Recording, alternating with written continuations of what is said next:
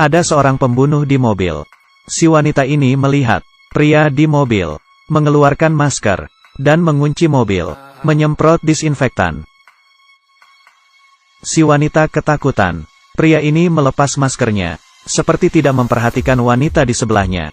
Ia tenang, perlahan bersiap membuka mobil. Akhirnya membuat si pria sadar akan kehadirannya. Si pria melihatnya memakai masker lagi. Si wanita menangis. Saat ia terbangun, ia melihat kedua temannya, melihat sekitar dengan gugup. Tiba-tiba pintu terbuka. Si pria mengambil kursi dan masuk. Duduk. Melihat mereka, si wanita berambut hitam menurunkan celananya, dan terpilih oleh si pria. Si pria itu membawa si wanita berambut hitam pergi. Temannya mau menolong, dan berkata, mengompol. Si wanita berambut hitam dibawa. Pintu tertutup, hanya ada tangisan yang terdengar. Dalam beberapa detik, si wanita berambut hitam dibawa kembali. Si pria tampak jijik, dan menutup pintu dengan marah. Ternyata si wanita berambut hitam benar-benar mengompoli celananya. Tidak tahu mengompol karena ketakutan. Si baju putih berkata, ia belajar kungfu. Kita bisa saja berpura-pura menurut agar dia senang. Kemudian aku akan menghajarnya, dan mematahkan lehernya. Si wanita menggerakkan matanya. Kamu tidak terlihat kuat. Tidak mungkin. Keesokan harinya datang seorang wanita. Sepertinya sedang berbicara. 3 anak itu langsung meminta tolong. Si wanita menghampiri mereka. Saat membuka pintu, mereka tercengang. Tidak percaya apa yang mereka lihat. Tapi mau tidak mau mereka harus percaya. Si wanita itu ternyata adalah si pria botak. Tapi tampak berbeda. Ia sopan dan kalem. Mata yang menawan. Seperti orang yang jahat. Mengatakan beberapa kalimat dan pergi. Malamnya, si wanita terbangun. Melihat si botak seperti cacat mental. Duduk di pintu. Situasinya adalah, saat ini menjadi semakin aneh. Ia tampak tidak normal. Cara bicaranya pun berbeda. Seperti seorang anak kecil. Si wanita terpikir suatu ide. Ia berkata si pria botak yang menangkap mereka akan segera kembali. Mereka panik. Buru-buru mencari jalan keluar. Ada suatu lubang di atap. Si botak yang mendengar suara. 2 orang menahan pintu. Si botak tidak membukanya. Tidak lama kemudian, si pria botak kembali, mendorong paksa pintu. Seperti berubah orang, si baju putih mencoba kabur. Melalui saluran udara, ia tiba di suatu tempat. Dengan cepat menelusuri saluran itu. Si baju putih tidak tahu ia berada di mana. Hanya ingin kabur dari tempat ini. Kemudian terdengar suara pria itu. Sedang mengejar. Si putih sembunyi di loker. Menutup mulut dan tidak bergerak. Untungnya si botak melewatinya. Tidak sadar. Kemudian ia bernapas lega. Ketahuan. Si putih menangis sembari keluar dari loker. Dikunci di kamar kecil oleh si botak. Si rambut hitam dan wanita satunya juga dikunci. Saat terbangun, si botak berubah jadi wanita itu lagi. Membawa mereka ke ruang tamu. Tidak tampak berbahaya.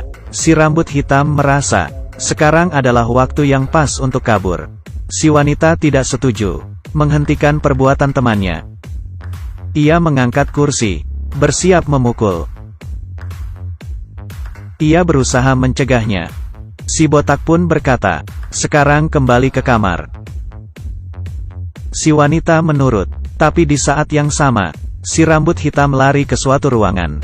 Pintu tidak bisa dibuka. Pada saat itu, si botak keluar, memperingatkan si rambut hitam. Ia akan membelah perutnya. Hanya 1 mili lagi. Dan hasilnya bisa ia bayangkan. Si rambut hitam juga dikurung. Si botak berganti pakaian. Duduk di samping si wanita. Ia bertanya, kenapa tidak lari? Dan berbagi pikiran miliknya. Mereka bekerja sama. Tertawa bersama.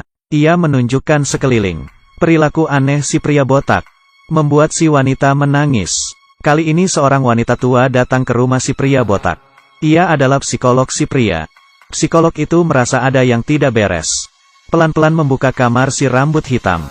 Melihat ada seorang wanita. Tapi si pria muncul. Pintu itu tertutup. Menjelaskan, jangan mencampuri urusannya. Kamu hanya perlu menjadi psikolog. Si dokter ketakutan. Tidak terpikir kondisi si pria akan menjadi seburuk ini. Ia tahu apa yang dipikirkan si pria. Ia ingin menjadi kuat. Dokter tidak mendengarkan dirinya. dan terus menggurui si pria. Si pria tidak tahan, mengambil semprotan dan membuat dokter pingsan. Dengan hati-hati menaruh si dokter di sofa. Tidak lama kemudian, dokter terbangun, menuliskan sesuatu, dan mengambil pisau buah. Ketika ia melihat si pria, ia terbelalak ketakutan. Ada pembuluh darah di sekujur tubuhnya. Bernapas. Tiba-tiba si pria memeluk dokter. Ia memiliki 23 kepribadian. Ia dapat menjadi seorang anak kecil, seorang perempuan, dan kali ini, ia menjadi kepribadian terkuatnya. Kepribadian sekuat monster. Wanita yang disandera pria botak itu menemukan temannya, hanya melihat mayat. Temannya digigit sampai mati. Si wanita melihat si pria dengan ngeri. Ia dapat memanjat di dinding. Yang tidak masuk akal. Bagaimana orang dapat memanjat di dinding secara vertikal? Si wanita ketakutan. Kemudian ia melihat secarik kertas di meja. Bertuliskan sebuah nama, yang ditulis dokter. Si wanita berteriak namanya. Kemudian, si pria dengan muka ketakutan muncul tapi ia tidak mengingat apapun yang terjadi. Si wanita lari, dan si pria berubah kembali. Si wanita membuka loker, mengambil senapan dan peluru, kemudian melanjutkan melarikan diri.